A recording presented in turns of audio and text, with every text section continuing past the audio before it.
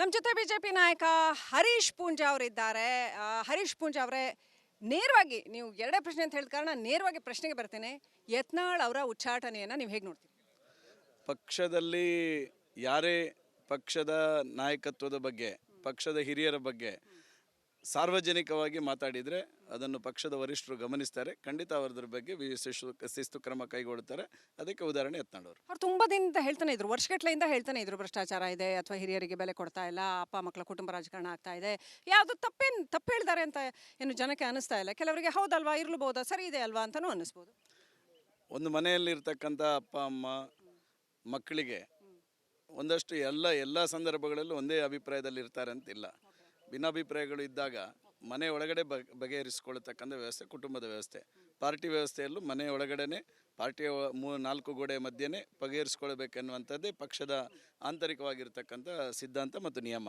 ಅದನ್ನು ಯಾರು ವಿರೋಧಿಸ್ತಾರೆ ಅದಕ್ಕೆ ವರಿಷ್ಠರು ಅದಕ್ಕೆ ಶಿಸ್ತು ಕ್ರಮವನ್ನು ಕೈಗೊಳ್ಳುತ್ತಾರೆ. ವಾಪಸ್ ಬರಬೇಕು ಅವರು ಬೇಡ? ನೋಡಿ, ಪಕ್ಷದ ವರಿಷ್ಠರು ಕೈಗೊಂಡಿರ್ತಕ್ಕಂಥ ತೀರ್ಮಾನ, ಪಕ್ಷದ ವರಿಷ್ಠರು ಅದರ ಬಗ್ಗೆ ಚಿಂತನೆ ಮಾಡ್ತಾರೆ. 4% ಮುಸ್ಲಿಂ ಮೀಸಲಾತಿ ಬಗ್ಗೆ ಏನು ಹೇಳಕ್ಕೆ ಬಯಸ್ತೀರಿ? ಸಿದ್ದರಾಮಯ್ಯವರ ಸರ್ಕಾರ ಇರ್ತಕ್ಕಂಥದ್ದು ಒಸಾಮ್ ಬಿನ್ ಲ್ಯಾಡನ್ನ ಸರ್ಕಾರ. ನಾನು ಔರಂಗಜೇಬನ ಸರ್ಕಾರ ಅಂತ ಹೇಳಿದೆ. ಅದು ಅವತ್ತಿನ ಕಾಲಘಟ್ಟಕ್ಕೆ. ಇವತ್ತಿನ ಕಾಲಘಟ್ಟಕ್ಕೆ ಯಾರು ಅಂತ ಕೇಳಿದ್ರೆ ಒಸಾಮ್ ಬಿನ್ ಲ್ಯಾಡನ್ನ ಸರ್ಕಾರ ಇರ್ತಕ್ಕಂಥದ್ದು. ಯಾಕೆಂತ ಹೇಳಿದ್ರೆ ಅವರು ಮುಸಲ್ಮಾನರ ಹತ್ರನೂ ಒಂದಷ್ಟು ಒಳ್ಳೆತನ ಇರ್ಬೋದು, ಆದರೆ ಸಿದ್ದರಾಮಯ್ಯವರ ಹತ್ರ 100% ಮುಸಲ್ಮಾನರಲ್ಲಿ ಇರ್ತಕ್ಕಂಥ ಧಾರ್ಮಿಕ ಒಳ್ಳೆತನಕ್ಕಿಂತಲೂ 100 ಪಟ್ಟು ಅವರು ಆ ಮುಸಲ್ಮಾನ ಅಂದ್ರೆ ನಂಗೆ ಗೊತ್ತಿಲ್ಲ, ನೀವು ಹೇಳಬೇಕು. ಮುಸಲ್ಮಾನರಿಗಿಂತ ಜಾಸ್ತಿ ಮುಸಲ್ಮಾನರು ಅಂತ? ಮುಸಲ್ಮಾನರಿಗಿಂತ ಜಾಸ್ತಿ ಮುಸಲ್ಮಾನತೆ ಇರುವಂಥ ಮುಖ್ಯಮಂತ್ರಿ ಸಿದ್ದರಾಮಯ್ಯ ಅವರು. ಹೌದು. ಆ ಕಾರಣಕ್ಕೋಸ್ಕರನೇ ಅವರು ಇವತ್ತು ಅವರನ್ನು ಓಲೈಕೆ ಮಾಡ್ತಕ್ಕಂಥ ಕೆಲಸ ಕಾರ್ಯಗಳನ್ನು ಮಾಡ್ತಕ್ಕಂಥದ್ದು. 4% ರಿಸರ್ವೇಷನ್ ಇರ್ಬೋದು. ಹುಬ್ಳಿ ಸಮಾವೇಶದಲ್ಲಿ 10,000 ಕೋಟಿ. ಏನಿಲ್ಲ, ಅಲ್ಲಿ ಜಮೀರ್ ಅಹಮದ್ ಖಾನ್ ಅಂತ ಒಬ್ರು ಲೀಡರ್ ಇದ್ದಾರೆ, ಅವರು ಸಿದ್ದರಾಮಯ್ಯನವ್ರಿಗೆ ಆಪ್ತರಿದ್ದಾರೆ. ಅವ್ರು ಪ್ರಪೋಸಲ್ ಕೊಟ್ಟರು, ಅವರು ಅದನ್ನು ಮಾಡಿಸ್ಕೊಂಡು ಬಂದರು. ಕೂತು ನಿಂತು ಪಟ್ಟು ಹಿಡಿದು ಗಲಾಟೆ ಮಾಡಿ ಮಾಡಿಸ್ಕೊಂಡು ಬಂದರು. ನಮ್ಮಲ್ಲಿ ಹಿಂದೂಗಳಲ್ಲಿ ಹೋಗಿ ಅಂತ ಕೂತು ನಿಂತು ಯಾವ ಪಾರ್ಟಿನವರಾದ್ರೂ ಸರಿ, ನೀವು ಹಿಂದೂಗಳಿಗೆ ಸರಿ ಮಾಡಿ ಅಂತ ಹೇಳುವಂತ ಯಾಕೆ ನಿಮ್ಮಲ್ಲೂ ಆ ಥರದ ನಾಯಕರುಗಳು ಇರ್ಬೋದಲ್ಲ? ಬೇರೆ ಪಕ್ಷ ಇದ್ರೆ ಏನಾಯ್ತು, ಸರ್ಕಾರದಲ್ಲಿ ಕೆಲಸ ಮಾಡ್ಕೊಡಕ್ಕೇನು ಅಂತ ಕೇಳ್ಬೋದಲ್ಲ? ನೋಡಿ, ಮುಖ್ಯಮಂತ್ರಿಗಳು ಯಾರೋ ಒಬ್ಬ ಬಂದು ಕಾಲಿಗೆ ಬಿದ್ದ ಅಂತೇಳಿ ಮಾಡಿಕೊಡ್ಲಿಕ್ಕೆ ಅದು ಮುಖ್ಯಮಂತ್ರಿ ಸ್ಥಾನ. ಅದು ಇಡೀ ರಾಜ್ಯದ ಮುಖ್ಯಮಂತ್ರಿ. ಈ ರಾಜ್ಯದ ಜನರನ್ನು ಸಮಾನತೆಯಲ್ಲಿ ನೋಡಿಕೊಳ್ಳೋದೇ ಒಬ್ಬ ಮುಖ್ಯಮಂತ್ರಿಯ ಜವಾಬ್ದಾರಿಯುತವಾಗಿರ್ತಕ್ಕಂಥ ಕೆಲಸ. ಯಾವನೊಬ್ಬ ಆಪ್ತ ಬಂದ ಅಂತೇಳಿ ಕೆಲಸ ಮಾಡಿಕೊಡ್ಲಿಕ್ಕೆ ಅಥವಾ ಇನ್ನೇನೋ ಕೊಡಲಿಕ್ಕೆ, ಅವನು ಜಮೀರ್ ಅಹಮದ್ ಖಾನ್ ನಮಗೆ ಒಂದಷ್ಟು ಬಿಟ್ಕೊಡಿ, ನಾವೇ ರಾಜ್ಯ ಮಾಡ್ತೀವಿ ಅಂತ ಹೇಳಿದ್ರೆ ಬಿಟ್ಕೊಡೋಕ್ಕಾಗತ್ತಾ? ಆಗಲ್ಲ. ಈ ರಾಜ್ಯದಲ್ಲಿರ್ತಕ್ಕಂಥ ಬಹುಸಂಖ್ಯಾತ ಹಿಂದೂಗಳಿಗೆ ಆದ್ಯತೆಯನ್ನು ಕೊಟ್ಟು ಕೆಲಸ ಮಾಡಬೇಕಾದ್ದು ಸಿದ್ದರಾಮಯ್ಯವರ ಆದ್ಯತೆ ಆಗಿತ್ತು. ಆದರೆ ಅದನ್ನು ಅವ್ರು ಮರೆತು ಮುಸಲ್ಮಾನರ ಓಲೈಕೆಯಲ್ಲಿ ಅವರು ಇಡೀ ಸರ್ಕಾರದ ಇವತ್ತು ಯಾಕೆ ಒಸಾಮಾ ಬಿನ್ ಲಾಡೆನ್ ಭಯೋತ್ಪಾದಕ, ಒಸಾಮಾ ಬಿನ್ ಲಾಡೆನ್ ಅಂತ ಯಾಕೆ ಹೇಳ್ತಾರೆ? ಹಿಂದೂಗಳಿಗೆ ಭಯೋತ್ಪಾದಕನೇ ಆಗಿದ್ದಾರೆ ಸಿದ್ದರಾಮಯ್ಯವರು. ಯಾಕಂತ ಹೇಳಿದ್ರೆ ಎಲ್ಲೇ ಒಂದು ಹಿಂದೂ ಕಾರ್ಯಕರ್ತರು, ಮೊನ್ನೆ ನೀವು ನೋಡಿದ್ರಿ, ಹಿಂದೂ ಒಬ್ಬ ಕಾರ್ಯಕರ್ತ ಸೋಷಿಯಲ್ ಮೀಡಿಯಾದಲ್ಲಿ ಕೊಡಗಿನ ವಿನಯ್ ಒಂದು ಪೋಸ್ಟ್ ಹಾಕಿದ ತಕ್ಷಣ ಅವನನ್ನು ಅರೆಸ್ಟ್ ಮಾಡಿ ಗೂಂಡಾ ಆ್ಯಕ್ಟ್ ಹಾಕಲಿಕ್ಕೆ ಪ್ರಯತ್ನ ಮಾಡಿ ಇವತ್ತು ಆತ್ಮಹತ್ಯೆ ಮಾಡಿಕೊಂಡಿರ್ತಕ್ಕಂಥದ್ದು. ಮೊನ್ನೆ ಪ್ರವೀಣ್ ನೆಟ್ಟರ್ನ ಆರೋಪಿ ಯಾರಿದ್ದಾರೆ, ಹತ್ಯೆ ಆರೋಪಿ, ಅವನು ಬೆಳ್ತಂಗಡಿ ಕೋರ್ಟಿಗೆ ಬರಬೇಕಾದ್ರೆ ಒಬ್ಬ ರಾಜಾರೋಷವಾಗಿ ಬಂದು ಅವನ ಪೊಲೀಸರ ಸಮ್ಮುಖದಲ್ಲಿ ಮುತ್ತಿಡ್ತಾನೆ ಅಂತ ಹೇಳಿದರೆ ಇವತ್ತು ಹಿಂದೂಗಳಿಗೆ ಇವತ್ತು ಭಯೋತ್ಪಾದಕರ ರೀತಿಯಲ್ಲಿ ಇವತ್ತು ಕಾಂಗ್ರೆಸ್ನ ಸಿದ್ದರಾಮಯ್ಯ ಸರ್ಕಾರ ಇವತ್ತು ಕಾಣ್ತಾ ಇರ್ತಕ್ಕಂಥ. ಅದಕ್ಕೆ ಹೇಳಿದ್ದು ನಾನು, ಒಸಾಮ್ ಬಿನ್ ಲಾಡೆನ್ನ ಸರ್ಕಾರ ಇರ್ತಕ್ಕಂಥ. ಬಿಜೆಪಿಯಲ್ಲಿ ಪ್ರಬಲವಾದಂಥ ಮುಖಂಡರಿಲ್ಲ. ಸಿದ್ದರಾಮಯ್ಯನವ್ರನ್ನ ಪಾಯಿಂಟ್ ಔಟ್ ಮಾಡಿ ಅವ್ರನ್ನ ವಿಧಾನಸೌಧ ನಡಗಿಸುವಂತಹ ಅಂದ್ರೆ ಇವು ಏನು ಅನ್ಕೋತಾರಪ್ಪ, ನಾವು ಇಂಥ ಕ್ರಮ ತಗೊಳಕ್ಕಾಗಲ್ಲ ಅಂತ ಹಿಂದೂಗಳ ಪರವಾಗಿ ಗಟ್ಟಿಯಾಗಿ ಬಿಜೆಪಿ ನಿಲ್ತಾ ಇಲ್ಲ ಅಂತ. ನೋಡ್ರಿ, ರಾಜ್ಯದ ಬಿಜೆಪಿಯ ರಾಜ್ಯಾಧ್ಯಕ್ಷರಾಗಿರ್ತಕ್ಕಂಥ ವಿಜೇಂದ್ರ ಅವರು ಮೂಡ ಪಾದಯಾತ್ರೆ ಮಾಡಿದರು, ಮೈಸೂರಿಗೆ ಪಾದಯಾತ್ರೆ ಮಾಡಿದ ತಕ್ಷಣ ನಂದು ತಪ್ಪಾಗಿದೆ, 14 ಸೈಟ್ ವಾಪಸ್ ಕೊಟ್ಟು ಏನು 5,000 ಕೋಟಿ ಹಗರಣದಲ್ಲಿ 14 ಸೈಟ್ ವಾಪಸ್ ಕೊಡೋದು ಅವ್ರಿಗೇನು? ಒಂದು ವಿಚಾರ ನೆನ್ಪಿಟ್ಕೊಳ್ಳಿ, ರಾಜ್ಯದ ಜನರ ಮೇಲೆ ಜನರಿಗೆ ನೀವು ತಪ್ಪು ಮಾಡಿದ್ದೀರಿ ಅನ್ನುವಂಥದ್ದಕ್ಕೆ ಒಂದು ಸಾಕ್ಷಿ ಸಾಕು.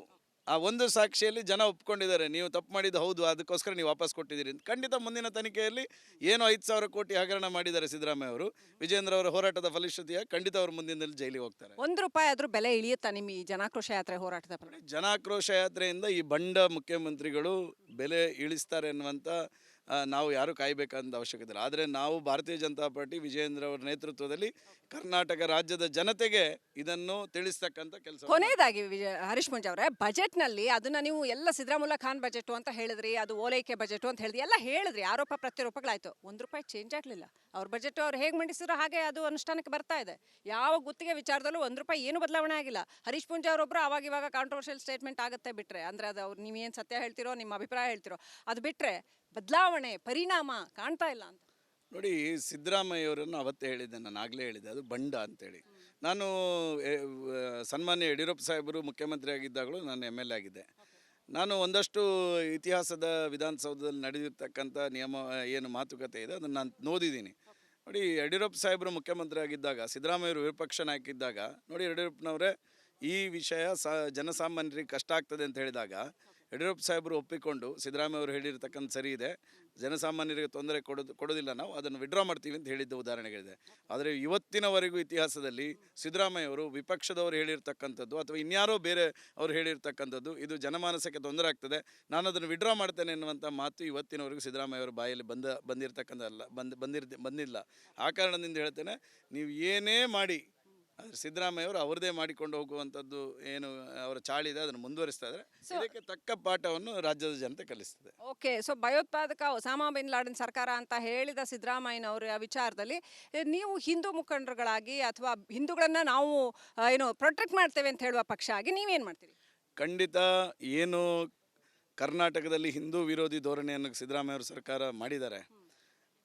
ನಾವು ಮುಂದಿನ ದಿನಗಳಲ್ಲಿ ಹಿಂದೂಗಳ ರಕ್ಷಣೆ ದೃಷ್ಟಿಯಿಂದ ವಿಜೇಂದ್ರ ಅವರು ಹೇಳಿದ್ದಾರೆ, ನಾವು ನಿಮ್ಮೊಟ್ಟಿಗೆ ಯಾವತ್ತೂ ನಿಮ್ಮ ಯಾವುದೇ ಕಷ್ಟ ಕಾಲಕ್ಕೂ ನಮ್ಮನ್ನು ಸಂಪರ್ಕ ಮಾಡಿ, ನಾವೆಲ್ಲ ಸೈನಿಕರ ರೀತಿಯಲ್ಲಿ ಭಾರತೀಯ ಜನತಾ ಪಾರ್ಟಿ ಹಿಂದೂಗಳ ರಕ್ಷಣೆ ದೃಷ್ಟಿಯಲ್ಲಿ ನಾವು ಕೆಲಸ ಮಾಡ್ತೇವೆ.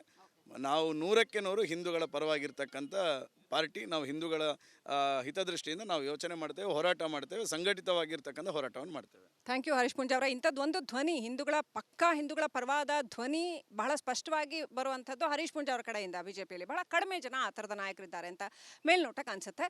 ಏನಾಗುತ್ತೆ, 4% ಮುಸ್ಲಿಂ ಮೀಸಲಾತಿ ಇರ್ಬೋದು ಅಥವಾ ಬೇರೆ ಅನೇಕ ವಿಚಾರಗಳಲ್ಲಿ ಏನಾಗುತ್ತೆ ಕಾದು ನೋಡೋಣ. ಆ ವಿಚಾರವಾಗಿ ಬಿಜೆಪಿ ಇನ್ನೂ ಹೋರಾಟವನ್ನು ಮುಂದುವರಿಸುತ್ತಾ ಕಾದು ನೋಡೋಣ. ವಿಡಿಯೋ ಜರ್ನಲಿಸ್ಟ್ ಮಧು ಜೊತೆ ಶ್ರೀಲಕ್ಷ್ಮಿ ಅಭಿಜಿತ್, ರಿಪಬ್ಲಿಕ್ ಕನ್ನಡ, ಉಡುಪಿ.